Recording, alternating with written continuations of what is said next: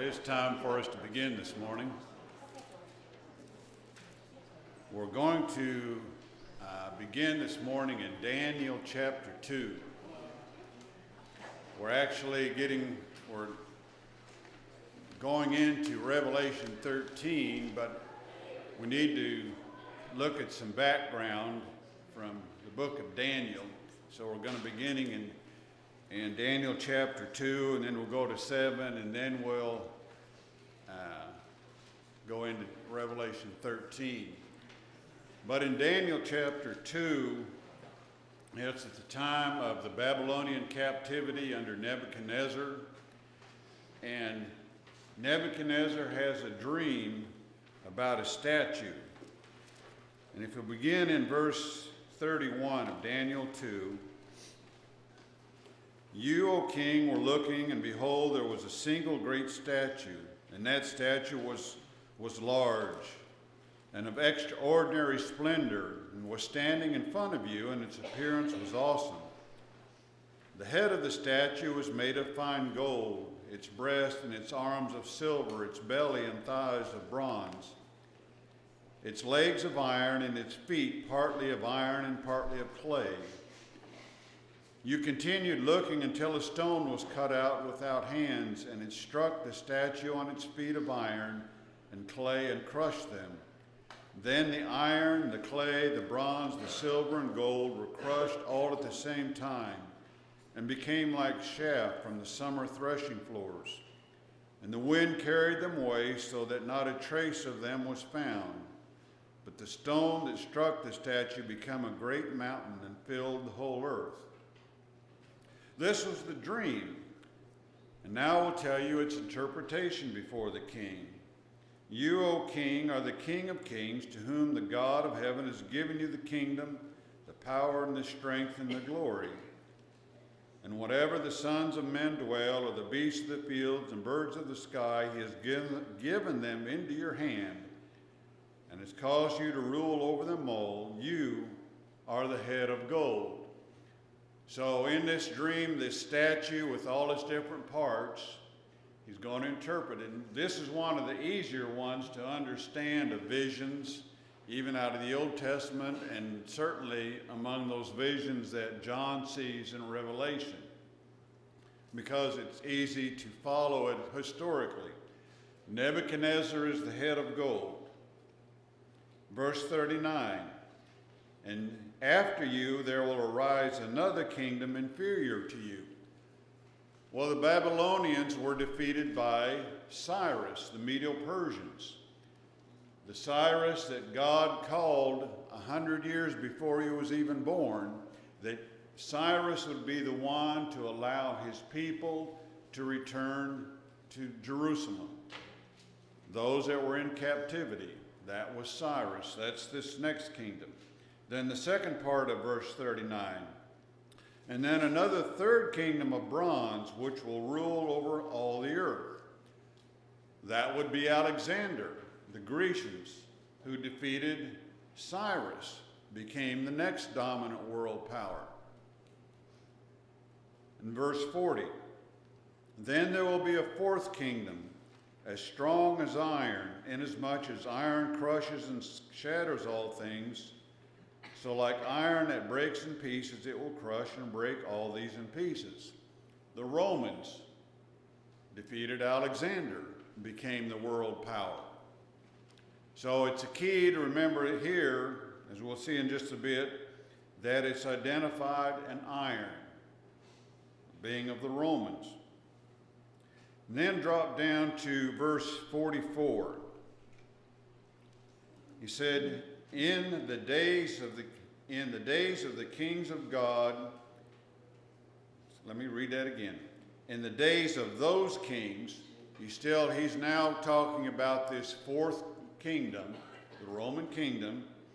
"In the days of those kings of God, the God of heaven will set up a kingdom which will never be destroyed, and that kingdom will not be left for another people. It will crush and put an end to all those kingdoms, but it itself will endure." Inasmuch as you saw that a stone was cut out of the mountain without hands, and that it crushed the iron, the bronze, the clay, the silver, and gold, the great God has made known to the king that it will take place in the future. So the dream is true and the interpretation is trustworthy. So we know, of course, that this was a prophecy of the coming of the Messiah and his kingdom, that it would crush all those kingdoms in that regard. So we have the statue. Nebuchadnezzar, the Babylonians, replaced by Cyrus and the Medo-Persians, who was replaced by Alexander, the Grecians, ultimately replaced by the Romans. Okay, now go over to chapter 7 of Daniel. We've been here previously in our study, looking at a couple portions of chapter 7.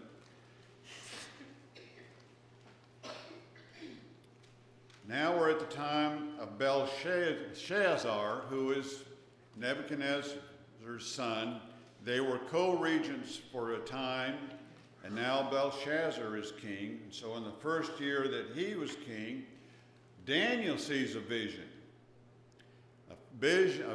of 4 beasts.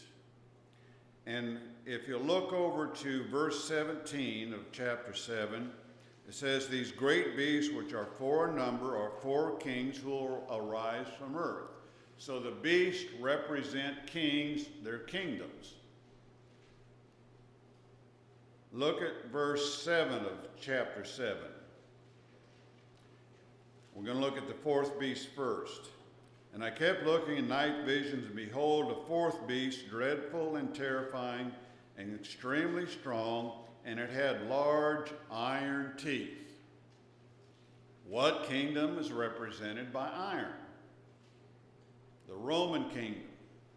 So if we look and go trace backwards, if the 4th beast is Roman, we can just trace back. It's the same sequence of events that's laid out in chapter 2 of this golden statue. It's the same thing, but now it's in a different presentation of these 4 beasts. But he's still talking about these 4 kingdoms, the Babylonian, the Medo-Persian, the Greek, and the Roman. Same thing. But he represents them now. The first kingdom, verse 4, the first was like a lion. That's the beast that represents the Babylonian kingdom. Verse 5, the second one was the bear, the Medo-Persian. And the third, in verse 6, is the leopard, representing Alexander, the Grecian empires. So you have the lion, the bear, and the leopard. Now the 4th kingdom isn't described as a specific one, but just as a beast, as we already read, verse 7. Dreadful, terrifying, extremely strong, had large iron teeth. It devoured and crushed and trampled down the remainder with its feet, and it was different from all the beasts that were before it, and it had 10 horns. Then we come to verse 9. We looked at this previously in Revelation chapter 1, when John is given his first vision. He hears a voice behind him, and he turns to see who it is. And it's one described as the Son of Man. And the description of the Son of Man in Revelation 1 is almost identical to this description of God here in verse 9. And I kept looking until thrones were set up, and the Ancient of Days took his seat.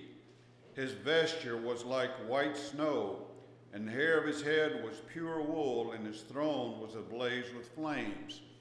That's a very similar description given in Revelation 1 of the Son of Man at that time. Now going on then to verse 10, it says, a river of fire was flowing and coming out before him, before the Ancient of Days on his throne. Thousands upon thousands were attending him, and myriads upon myriads were standing before him. The court sat, and the books were open. The Ancient of Days has taken his throne, presiding in heaven. All the myriads of heavenly hosts were before him. The court sat and the books were open. Judgment is coming. Just like we think of a judge sitting in his courtroom today, that he's there to hear the case, and then he's going to pronounce his judgment either for them or against the defendant. So he's sitting in court. Verse 11, and I kept looking because of the sound of boastful words which the horn was speaking. That goes back to verse 8. It's part of the vision of the fourth beast. Boastful words which the horn was speaking, and I kept looking until the beast was slain, and its body was destroyed and given to the burning fire. As for the rest of the beasts, their dominion was taken away, but an extension of life was granted to them for an appointed period of time. And without getting off into the weeds of all the details of what he's talking about here, it's the fact that God is sitting in judgment in this court, and he's now pronouncing judgment upon this beast. And their dominion is taken away and they're destroyed. That God is letting Daniel and us know of what is coming, these kingdoms, but that God is going to take care of those kingdoms in due time. Now in verse 13, he continues on with another part of the vision. I kept looking in the night visions, and behold, there were with clouds of heaven, and one like a son of man was coming, and he came up to the Ancient of Days, and was presented before him. And to him was given dominion, glory, and a kingdom, that all the peoples, nations, and men of every language might serve him. And his dominion is an everlasting dominion, which will not pass away, and his kingdom is one which will not be destroyed. Again, in Revelation chapter 1, we have this description, this same idea here, the Son of Man coming on clouds, and is Christ in his second coming. That's the way it's pictured. But this also is part of what this whole scene is about, that remember when in chapter 2 that the stone made without hands came and crushed all the kingdoms, and it became a great mountain? Who came and destroyed all the kingdoms? Christ. He came, he was given dominion and glory and kingdom, that the peoples, nations, and every language might serve him. The Babylonians, the Greeks, the Romans, all of those are going to go away, and Christ's kingdom is going to reign eternal and forever. His dominion is everlasting, which will not pass away, and his kingdom is one which will not be destroyed. All those kingdoms, as mighty as they are, and mighty as they were ultimately going to be destroyed. And now as we come down to in verse 15, he's going into an interpretation of the dreams. And there's 3 different segments, and as we go through this, you'll see these segments, and they have a specific thing that keeps recurring, and we're going to point that out. Verse 15, as for me, Daniel, my spirit was distressed within me, and the visions in my mind kept alarming me. I approached one of those who were standing by and began asking him the exact meaning of all this. So he told me, and he made known to me the interpretation of these things. These great beasts, which are 4 in number, are 4 kings who will arise from earth. But, verse 18 begins, but the saints of the highest one will receive the kingdom and possess the kingdom forever for all the ages to come. These four kingdoms, they represent these four beasts. They are kings, kingdom that's going to rise. Don't worry about those kingdoms. For the saints of the highest one will receive the kingdom and possess the kingdom forever. Why? Verses 13 and 14. The Messiah, God's Son, the Son of Man, he has received dominion. His kingdom, it is an everlasting one. It's going to reign forever. Don't worry about those four beasts. Verse 19. Then I desired to know the exact meaning of the fourth beast, which was different from all the others, exceedingly dreadful, with its teeth of iron and its claws of bronze, which devoured and crushed and trampled down the remainder with its feet.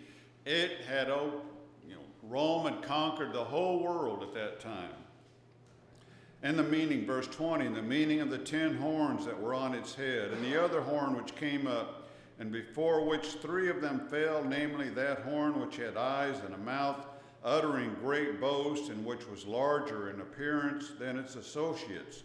And I kept looking, and that horn was waging war with the saints and overpowering them. Until, verse 21, this great beast, this massive beast that devoured and crushed and trampled and waged war and was overpowering the saints until, verse 22, the Ancient of Days came, judgment was passed in favor of the saints of the highest one, and the time arrived when the saints took possession of the kingdom. This terrible beast, this great kingdom that crushed everything before it, until God came and judgment was passed in favor of the saints. The Ancient of Days came and sat upon his throne. Verse 10 of this chapter, the court said and the books were opened. As mighty as all these kingdoms were, as mighty as Rome was, God is sitting in judgment, and he's going to judge in favor of the saints. Verse 23, then he said, the fourth beast will be a fourth kingdom on earth, which will be different from all the other kingdoms and will devour the whole earth and tread it down and crush it. As for the 10 horns, out of its kingdoms 10 kings will arise, and another will arise after them, and he will be different from the previous ones and will subdue 3 kings. He will speak out against the Most High and wear down the saints of the Highest One. And he will intend to make alterations in times and in law, and they'll be given into his hand for a time, times, and half a time. But, verse 26, but the court will sit for judgment, and his dominion will be taken away, annihilated, and destroyed forever. Whatever these beasts, these kingdoms will throw at mankind, they're not going to last. Each time, God is going to pass judgment in favor of the saints. Each time, they will be destroyed. His kingdom will be established forever and ever. Verse 27, then the sovereignty, the dominion, and the greatness of all the kingdoms under the whole heaven will be given to the people of the saints of the Highest One. His kingdom will be an everlasting kingdom, and all the dominions will serve and obey him. Look back to what was said in verses 13 and 14. I kept looking in the night visions, and behold, the clouds of heaven, one like the Son of Man was coming. He came up to the Ancient of Days, which presented before him. And to him was given dominion, glory, and a kingdom, that all the peoples, nations, and men of every language might serve him. His dominion is an everlasting dominion which will not pass away. his kingdom is one which will not be destroyed. All the kingdoms of the earth, as great and glorious as they might become, they're all going to pass away, and that the kingdom of Christ that's going to be established forever will last. It will never be destroyed. Okay, with this now in mind, turn over to Revelation 13.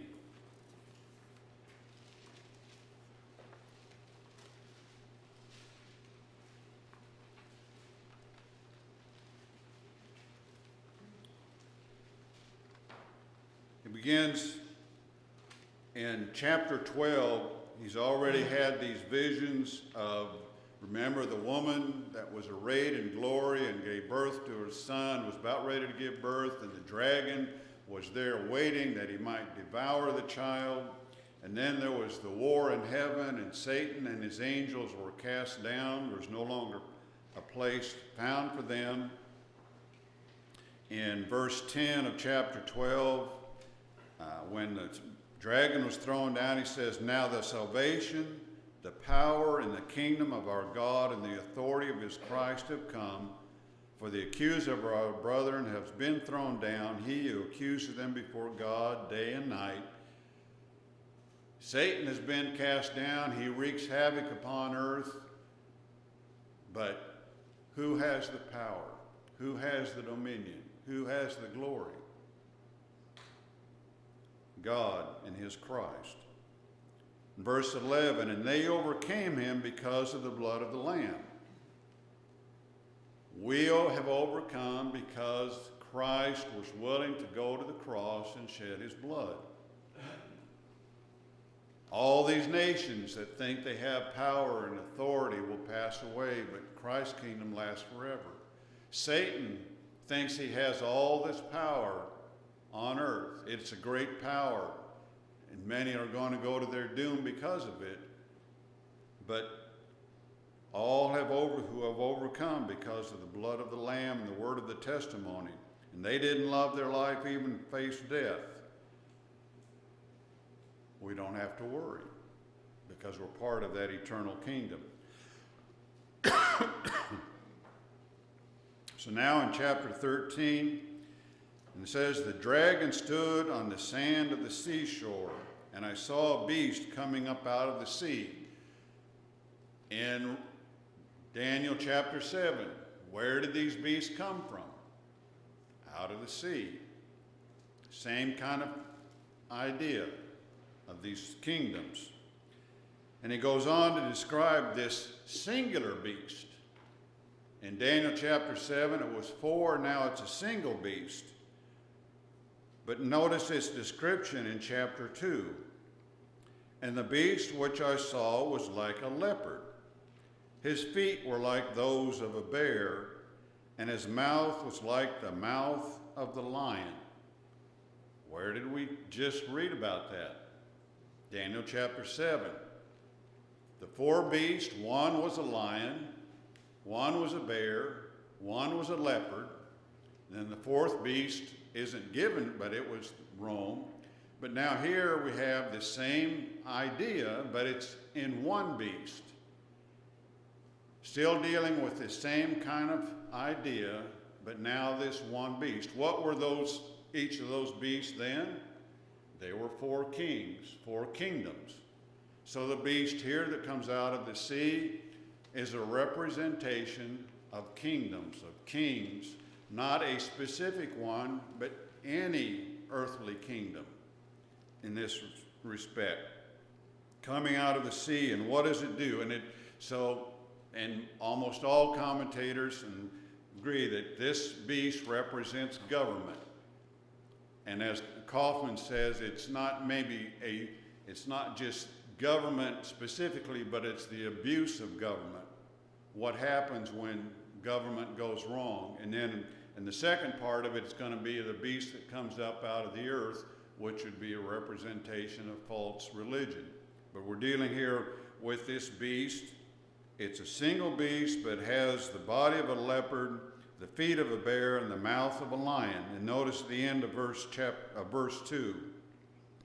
The dragon gave him his power, his throne, and great authority. Notice, go back to verse 10 of chapter 12. I heard a voice in heaven saying, now the salvation, the power, the kingdom of our God, and the authority of his Christ have come.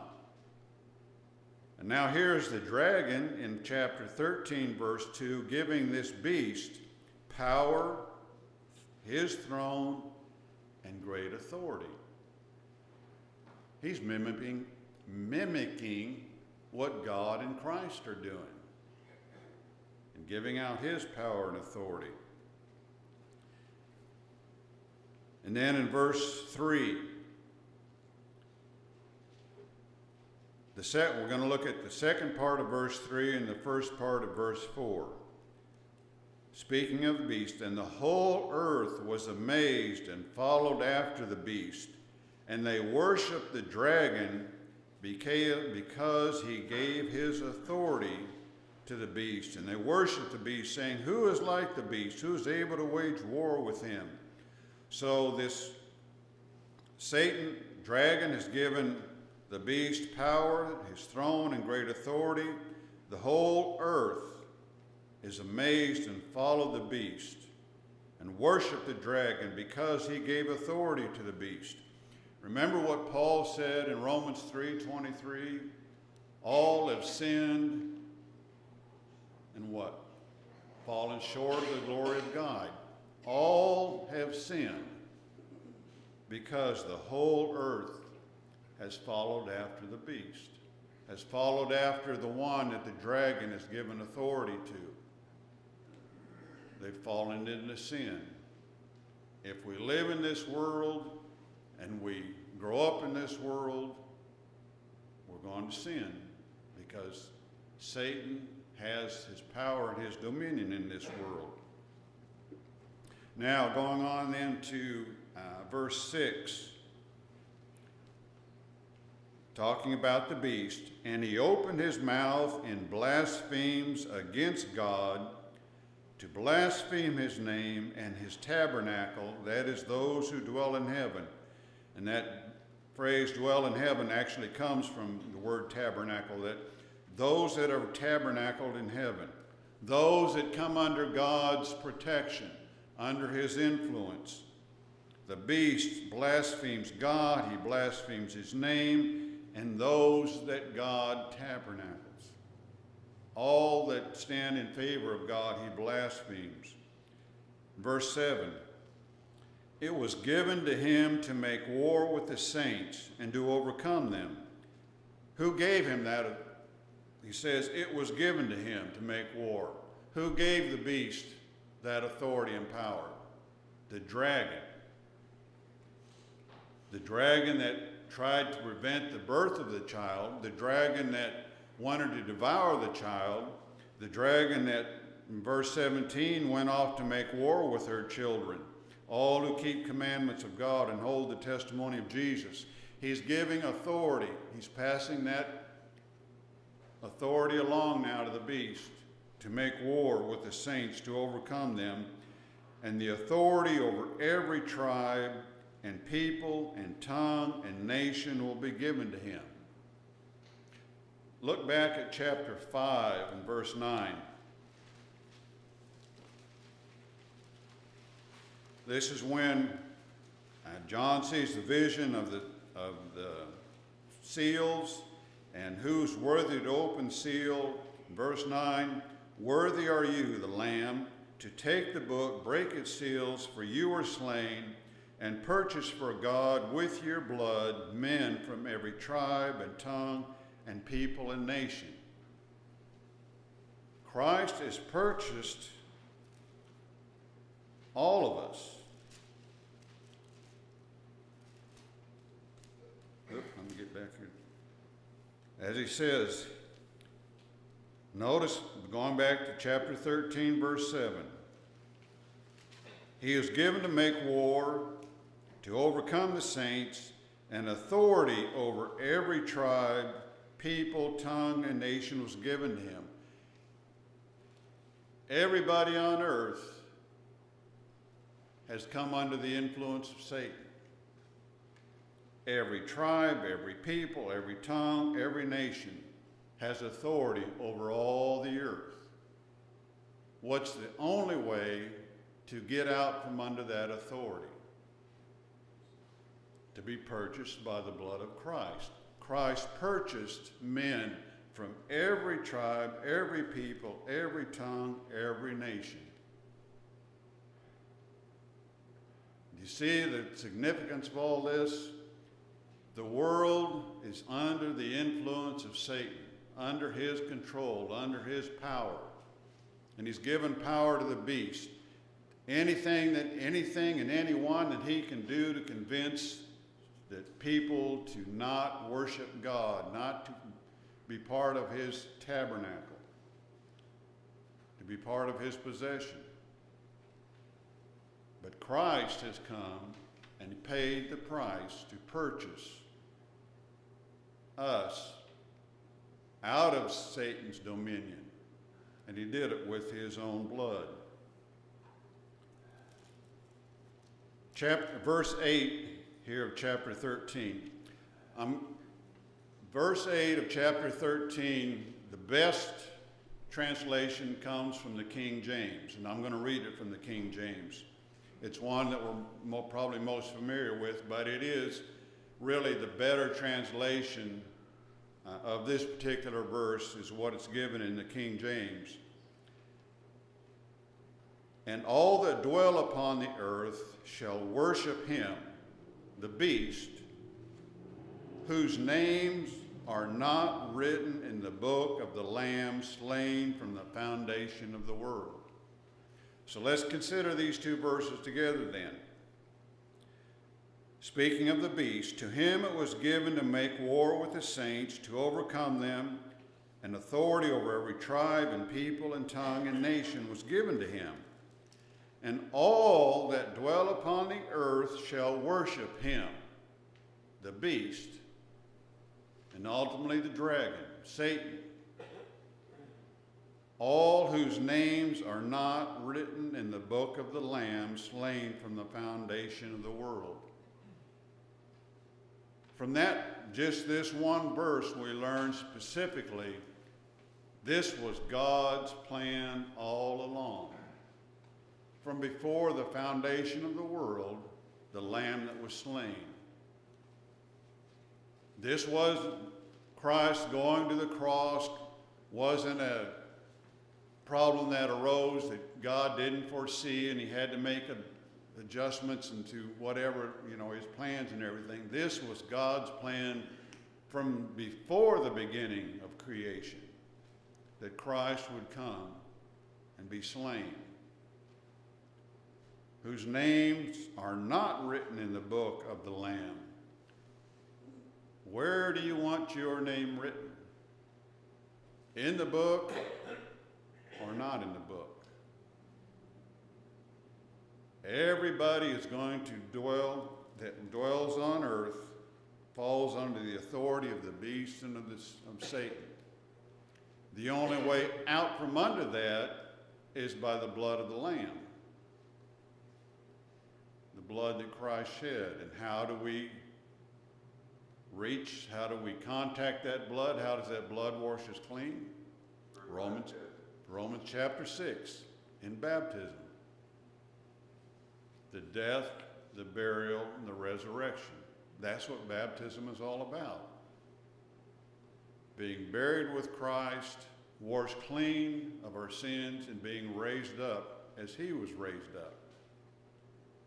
So, if her name is not written in that book, they fall under all that authority.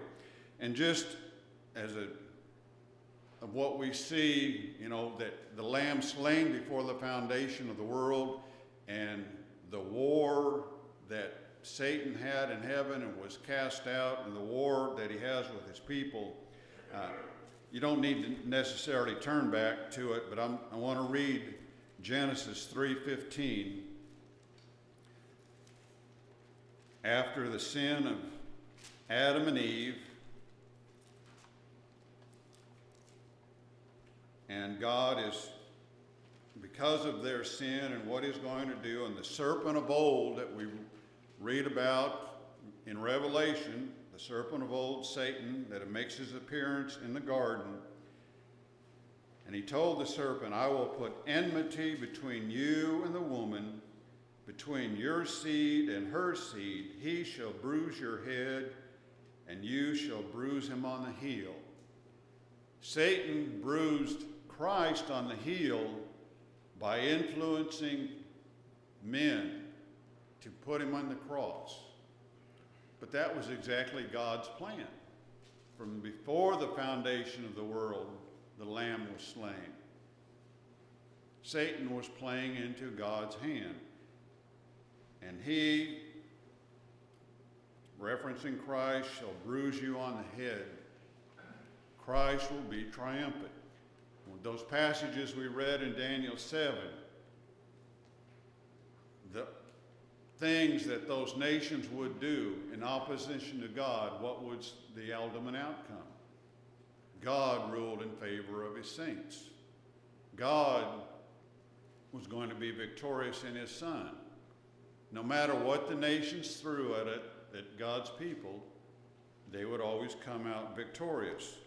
And so here, as we consider these passages then in chapter 13,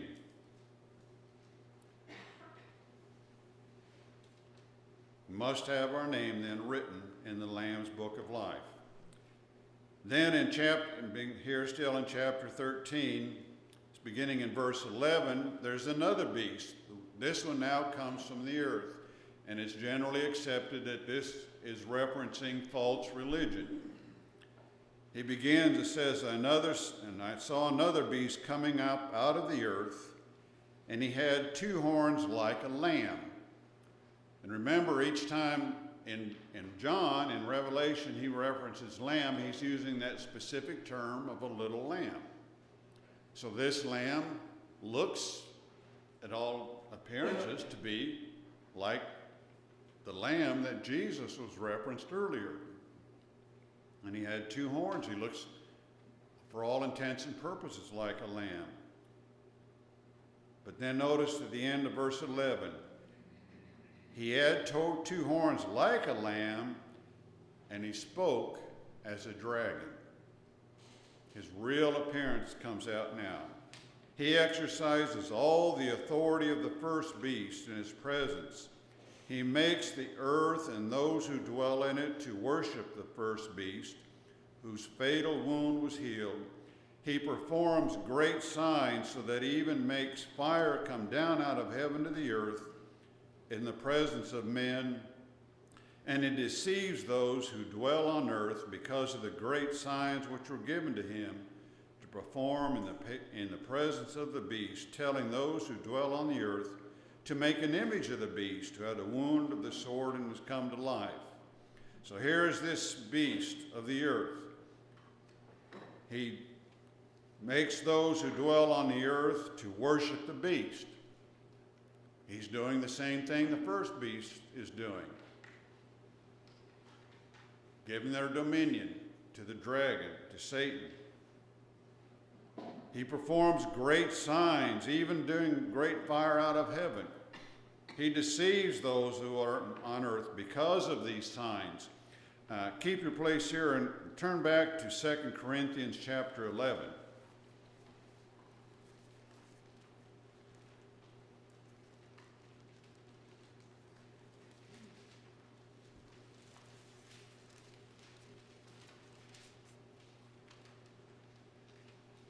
Second Corinthians 11, let's begin verse 13. For such men are false prophets, deceitful workers, disguising themselves as apostles of Christ. No wonder, for even Satan disguises himself as an angel of light. Therefore, it's not surprising if his servants also disguise themselves as servants of righteousness, whose end will be according to their deeds. And that's the same idea, the same thing that we're reading here in Revelation 13. this beast who performs great signs deceives the earth because of the signs. Satan is going to use anyone and everyone he can. And he's going to use whatever means he can. And if it means using religion, he'll use it. We had discussed earlier that, this when the church, the congregations, at the beginning of Revelation, the 7 churches and the problems they were having, and ultimately how quickly they were departing from the faith, certain ones of them.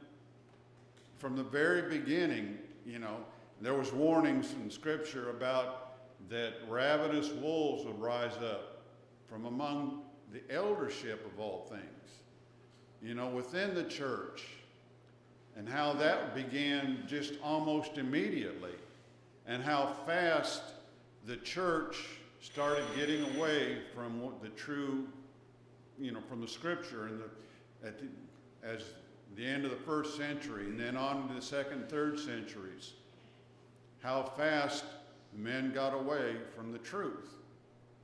Just exactly what these Scriptures are presenting. The signs, the deception, what false religion has done. There's one other thing I want to bring out here just real briefly as we finish up this morning. Verse 18, here is wisdom. Let him who has understanding calculate the number of the beast, for the number is that of a man, and the number is 666. The best way to look at it is that it's 666. It's almost approaching perfection of number 7, but it never gets there. As Burton Kaufman points out in his commentary, it's not Nero. Because, they use, the number 666. Well, he said in order for that to come out as Nero, what they have to do is they have to translate his name into the Hebrew. And Hebrew doesn't have vowels, so you get to drop the vowels.